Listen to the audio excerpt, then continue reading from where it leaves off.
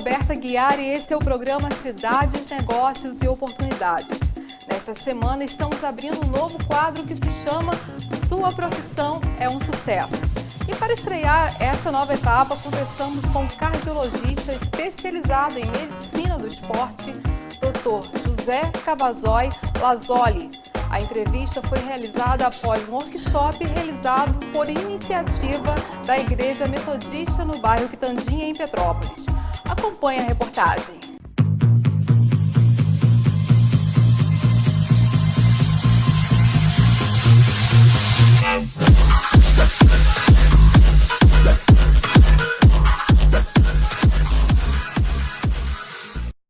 Vamos conversar um pouquinho sobre doenças cardiovasculares e metabólicas e o que a gente pode fazer para ter uma saúde melhor. O tema de hoje é uma máquina bem complexa, muito, extremamente complexa e incrivelmente perfeita. Bom, é uma área muito, digamos assim, muito consolidada hoje em dia, né? A cardiologia ela é uma especialidade bem consolidada na medicina. Existe um grande número de especialistas no Brasil inteiro. Os congressos brasileiros e os principais congressos do mundo são sempre muito cheios de cardiologistas, mas a área de cardiologia clínica junto com a área de medicina do esporte, elas têm uma interação muito grande, né? E é nessa área que a gente se propõe a atuar.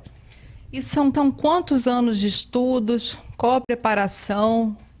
O que estuda um médico especialista em esportes, né? Cardiologista especializado em esporte?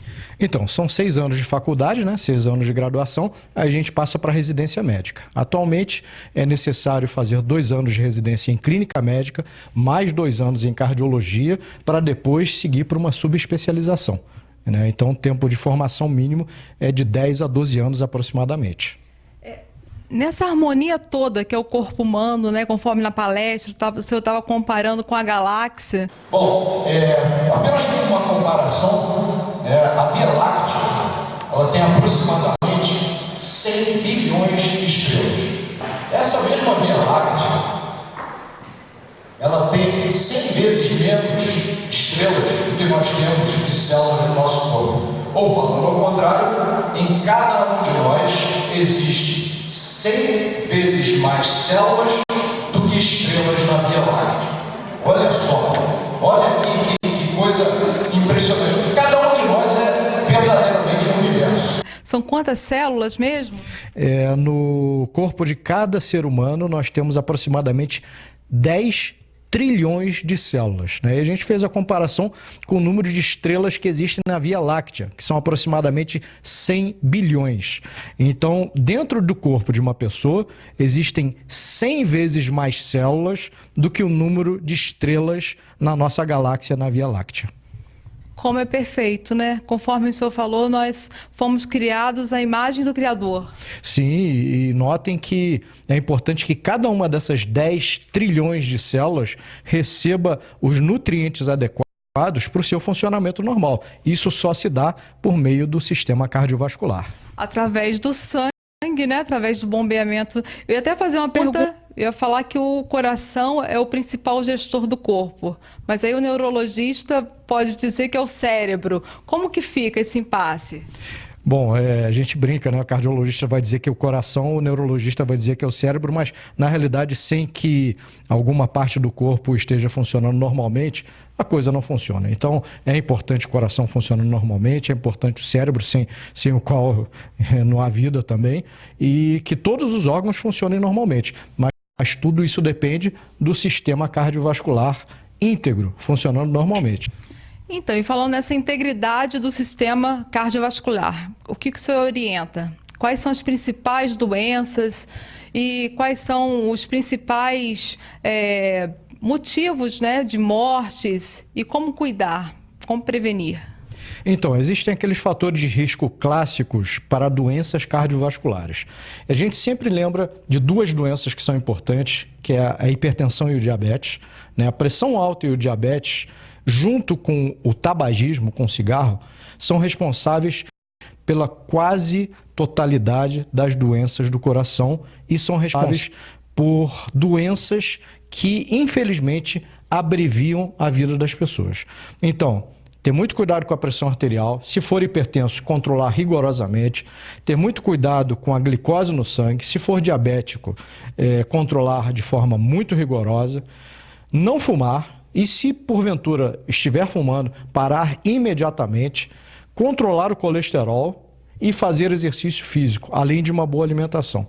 Essas são as características que levam a um sistema cardiovascular mais saudável e, por consequência, salvo acidentes de percurso, obviamente, por consequência, nos dão uma chance maior de uma vida mais longa e com melhor qualidade. Eu estava pensando, normalmente as pessoas pensam que para ir no cardiologista é quando sente alguma coisa, quando sente alguma dor, mas é preciso, de repente, ter uma prevenção? Qual a primeira idade que a pessoa deve procurar um cardiologista? É muito difícil a gente dizer isso, porque eu tenho muitos clientes que me procuram ainda na fase da adolescência, já com o objetivo de fazer uma avaliação para fazer atividade física, ou para checar se está tudo bem. Vamos ver, de todas essas coisas que eu falei, a maioria dos hipertensos não sente nada. Muitos diabéticos também não sentem nada. Colesterol, ele não dá sintoma, até o dia que entope alguma coisa. E muita gente tem um fator genético que predispõe a um colesterol elevado. Então, a verificação de rotina, ela é muito importante quando a gente pensa. Se a gente pensar no corpo humano como uma máquina extremamente complexa, a gente vai pensar também que é importante que a gente dê boa manutenção a essa máquina. E dar uma boa manutenção a essa máquina significa também, além de tudo isso que eu falei, fazer uma avaliação médica periódica. Doutor Cavazos, existem campanhas como câncer de mama, existe campanha como câncer de próstata e outras mais. De repente existe alguma campanha para o coração? Sim, existe o Dia Nacional do Coração, existe o Dia Nacional da Atividade Física, né? Mas uma campanha, um mês dedicado a esse tipo de discussão, não. Então, eu acho que os cuidados com o coração, eles independem de campanha. Os cuidados com a vida, eles independem de campanha. Todas as pessoas, essas campanhas são úteis justamente para aumentar a discussão sobre um tema específico. Acabamos de sair do Novembro Azul, por exemplo, né? Dedicado à prevenção do câncer de próstata. E essas campanhas, elas são úteis para que se traga o assunto à discussão da pessoa comum, né, que está no seu dia a dia e que tem que ser lembrada, que ela tem que assumir determinadas posturas, volto a dizer, de manutenção dessa máquina extremamente complexa que é o corpo humano. Então, muitas doenças, quando elas estão bem no início, elas não dão sintomas. E a gente precisa estabelecer uma rotina de exames, de checagens periódicas para, primeiro, de preferência, checar que está realmente tudo 100%. E caso haja um problema, é melhor detectar esse problema enquanto ele é bem pequenininho para que se resolva enquanto ele é bem pequenininho e não se deixe esse problema avançar e aí muitas vezes a resolução é bem mais complicada. A criança tem que ir periodicamente no seu pediatra, né? Naquele médico que a acompanha desde que ela nasceu, provavelmente esteve presente ali na hora do parto também, né? E o pediatra, ele deve fazer parte do cotidiano da criança. A partir do momento em que essa criança cresce, se torna um adolescente, se torna um adulto, acho que é interessante começar a procurar um cardiologista para cuidar da saúde do seu coração. E qual seria o período? De quanto em quanto tempo? Dependendo dos sintomas ou não? De uma forma geral, a prevenção ela é feita anualmente, né? Volto a dizer que muitas dessas situações clínicas que eu citei, hipertensão, muitas vezes o diabetes também, mas o colesterol alto, eles não dão sintomas, né? Então, se a gente não fizer exame, a gente não vai saber que aquela condição está presente e, por consequência, não vamos tratar, né? Eu já tive oportunidade de ter pacientes adolescentes, magrinhos, não faziam exercício, mas eram magros e que tinham um colesterol altíssimo, né? Presumivelmente por conta de uma herança genética muito forte nessa área. Então, independente da causa pela qual o colesterol é alto, é importante que a gente tenha um controle adequado, porque senão a gente começa a acumular o que a gente chama de risco cardiovascular, que é o risco futuro de ter doenças cardíacas, doenças cardiovasculares mais importantes, mais graves, como a doença coronariana, que pode culminar no infarto agudo do miocárdio, ou a doença cerebrovascular, que pode culminar com um acidente vascular cerebral. E você estava falando sobre diabetes, né? Eu gostaria de saber assim, os sintomas principais, como prevenir e qual o segredo da longevidade? Bom, o diabetes, independente do tipo, se é tipo 1, tipo 2, por mecanismos diferentes, o resultado é que a glicose no sangue é alta. Quando a glicose está circulando, é importante que ela seja levada para dentro das células para que seja utilizada como combustível, digamos assim. A partir do momento que eu tenho um problema nessa entrada da glicose dentro das células, eu começo a acumular glicose no sangue. E se eu acumulo glicose no sangue, quando essa glicose passa no rim, ela é filtrada pelo rim, ela é filtrada para a urina, ela carrega água junto. Então, o diabético mal controlado, ele geralmente urina muito, com muita frequência. Como ele urina muito, ele perde água e fica com sede, ele desidrata e fica com sede. E como essa glicose, que seria utilizada como energia nas células, ela não é tão bem utilizada assim, essa pessoa está sempre cansada e ela perde peso. Então, esses são os sintomas mais comuns do diabetes. E como cuidar começa desde o início ali com a alimentação, com exercícios físicos, como estilo de vida? Sim, a hipertensão, o diabetes tipo 2, aquele que geralmente é associado à meia-idade, exercício, aumento de peso, o colesterol, várias dessas situações, elas são mais frequentes em pessoas que não fazem exercício físico. Então, uma postura de vida mais saudável deve obrigatoriamente incluir uma alimentação saudável e a prática regular de exercícios físicos.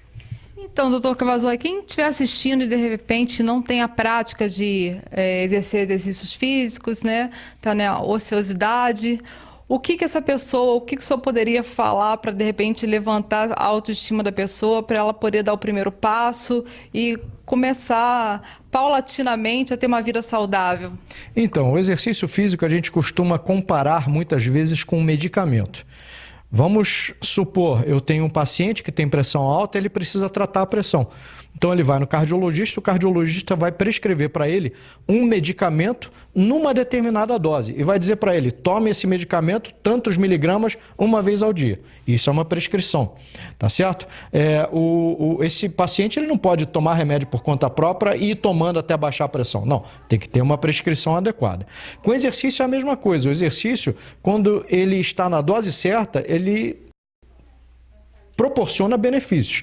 Quando a dose é muito baixa, não adianta coisa. Quando a dose é muito alta, pode haver riscos. Riscos de lesões ou até risco de problemas de coração ou morte súbita.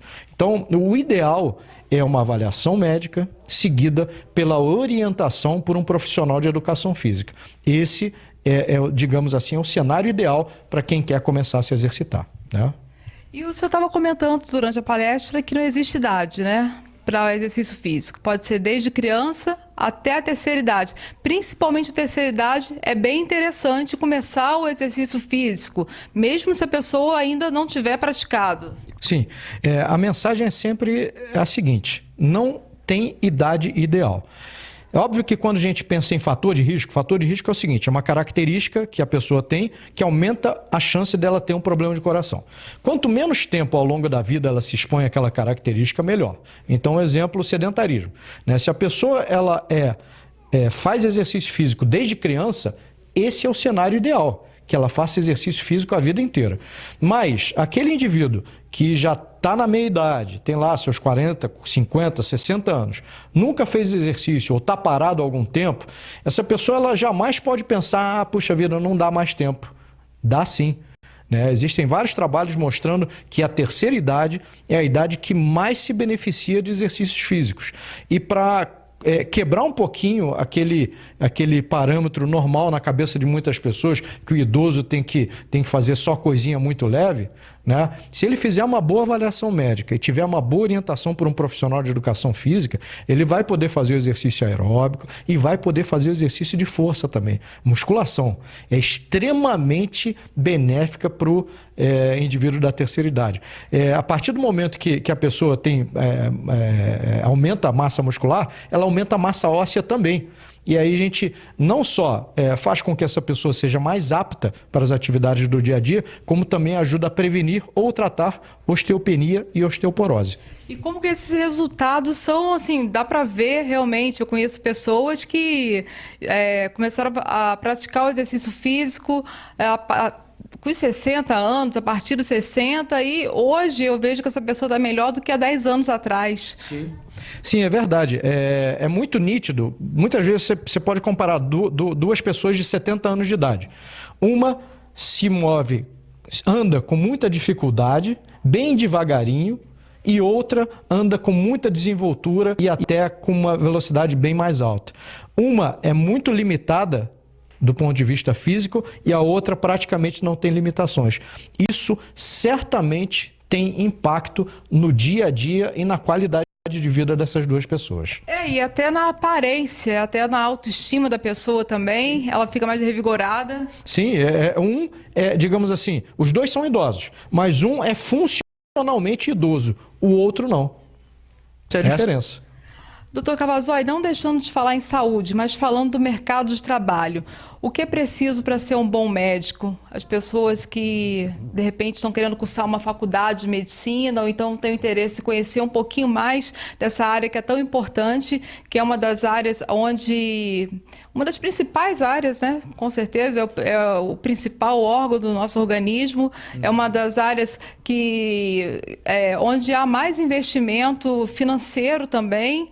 Eu te diria que a medicina é uma carreira muito apaixonante. Eu acho que a pessoa tem que ter aptidão para isso, né? A gente cuida de pessoas, né? A gente tem sempre que ter como primeiro objetivo nosso cuidar de pessoas, cuidar de vidas, melhorar a vida, melhorar a qualidade de vida das pessoas. Na minha especialidade, na cardiologia particularmente, quando você fala de investimento, a gente tem muito investimento em estudos científicos, né? Estudos científicos que mostram para a gente que determinado medicamento ele é realmente eficaz para aquilo que a gente está tratando. Vou te dar um exemplo. Quando a gente, por exemplo, tem um medicamento antihipertensivo, né, para pressão arterial, ou um medicamento novo para insuficiência cardíaca, a gente não se baseia somente no que aquele medicamento faz diretamente, que é baixar a pressão ou melhorar os sintomas. Muitas vezes esses estudos científicos que envolvem milhares de pacientes, eles nos mostram lá no final, se eu usar esse medicamento, os pacientes vão viver mais, vão ter menos chance de ter um infarto, vão ter menos chance de ter um acidente vascular cerebral. Então, muitas vezes é isso que a gente tem como objetivo quando a gente prescreve um determinado medicamento. Então, é muito importante que a gente pense que todos esses investimentos são feitos por estudos científicos que trazem para a gente o subsídio que a gente precisa para cuidar melhor do paciente. Na cardiologia, muitas vezes o nosso foco não é controlar aquela situação no presente momento, mas prolongar a vida do paciente. Muito obrigada por ter participado do programa. Eu gostaria de dar um tempinho para o senhor deixar alguma mensagem, considerações finais. Eu que agradeço, Roberta. Se eu posso deixar uma mensagem para o teu espectador, é a seguinte: uma vez eu estava num congresso e vi uma frase da qual eu nunca mais esqueci. Essa frase dizia mais ou menos o seguinte: se eu não cuidar bem do meu próprio corpo, onde é que eu vou viver? Pensem nisso, né? Tem outro lugar? Eu acho que não. Por enquanto, eu acho que não. Então, essa máquina tão complexa, ela precisa de cuidados e precisa de manutenção. Muitas situações que podem fazer com que a gente tenha uma vida mais curta, como pressão alta, diabetes, cigarro, colesterol alto, falta de exercício, aumento de peso, uma série de doenças relacionadas, né, insuficiência cardíaca, doença renal crônica, etc. Elas, muitas vezes, salvo acidentes, elas podem ser prevenidas. Então, dentro dessa estratégia de prevenção, sempre a gente tem que ter realização periódica de exames, né, uma alimentação saudável e a prática regular de exercícios. Dessa forma, a gente vai estar contribuindo para ter uma máquina que funcione melhor por mais tempo. E pela atenção de todos vocês nesse domingo, obrigado, vão com Deus e tenham um belíssimo.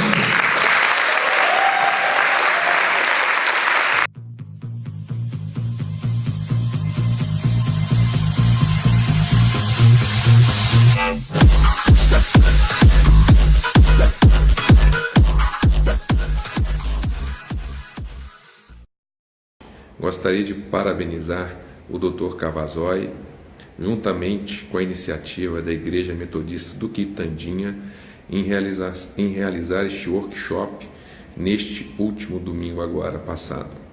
Então é de suma importância a informação hoje, ela é muito preciosa, principalmente no que a gente se refere à prevenção cardiovascular. Ali nós podemos tirar várias dúvidas que permeiam a nossa mente no dia a dia do nosso trabalho e da nossa vida. Um forte abraço, uma boa noite. É com muita alegria que estou aqui para agradecer a iniciativa da Igreja Metodista Quitandinha com seu workshop sobre saúde e também parabenizar o Dr. José Cavazoli pela excelente palestra que foi ministrada, que foi falada recentemente agora nesse último domingo a respeito de saúde cardiovascular.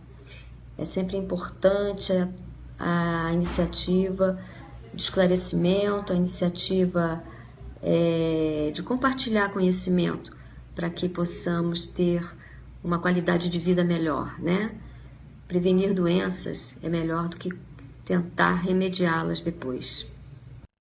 É com muita alegria que estou aqui para agradecer da mesma forma que a doutora Antonieta pela preciosa iniciativa da Igreja Metodista do Quitandinha de realizar um workshop de saúde e de forma especial nesta oportunidade para agradecer a Deus e ao Dr. José Cavazoli pela inspirada palestra falando sobre a saúde cardiovascular, como o Cavazoli é de sua área de domínio técnico, científico, mas também por ver o Cavazoli como amigo e de forma especial como irmão em Cristo, falando com muita propriedade, tanto dos conceitos e dos ensinamentos relacionados à saúde, como também dos conceitos e dos ensinamentos que a Palavra de Deus nos traz sobre a preciosidade de ser o nosso corpo, o templo do Espírito Santo de Deus. Foi enriquecedor, agregou muito, estimulou também para que nós, eu pelo menos, buscasse uma atividade física, algo que fosse me auxiliar nesse processo da saúde, que é a importância de praticar uma atividade física. Então eu quero agradecer aqui ao Dr. Cavazoli, quero agradecer também ao pastor Júnior, que tem acompanhado, tem desenvolvido e planejado esses domingos pela manhã. Mudança no estilo de vida, com alimentação mais saudável e exercícios físicos, da forma que podemos fazer, uma caminhada, uma pedalada, academia, mas tem que movimentar. Então, gente, eu sou o pastor Júnior. Por que pensar workshops na igreja que falam de saúde do corpo? Para a gente, igreja, é muito importante ter esse discernimento de que o Espírito Santo quer trabalhar através de pessoas saudáveis. Ele trabalha através de todas as pessoas e é uma responsabilidade nossa cuidar da nossa saúde. Então a temática que o Dr. José Cavazoli trabalhou como cardiologista profissional, para a gente foi muito precioso discernir como que nós, líderes, homens e mulheres que temos horário para cumprir, agenda, filhos, demandas reais para durante a semana dar conta, como que a gente cuida da saúde do corpo a partir dessa perspectiva de uma agenda tão corrida, em dias tão agitados. Para a gente ser igreja é isso. O Evangelho se manifesta a partir ter esse nível de compromisso com a saúde também. E nós estamos fomentando relacionamentos saudáveis através de pessoas saudáveis. Então, se você quiser conhecer mais a gente, nós estamos na rua General Rondon, número 1377, bem do ladinho ali da Citroën, próximo ao Princesa Isabel, na principal, tá? Pra gente é um privilégio servir você, servir a nossa cidade. Você que está me ouvindo agora, que Deus te abençoe. Um abraço grande. Chegamos ao fim de mais um programa. Obrigada pela sua audiência. Se você quiser rever essa reportagem, estamos presentes nas redes sociais e no aplicativo RPT Play. Nos encontramos na Rede Petrópolis Televisão, Canal 10, na próxima quarta-feira, às 9 horas da noite, com reprise aos domingos, às 2h30 da tarde. E também em São José do Vale do Rio Preto, nos finais de semana. Um grande abraço e até lá. Tchau!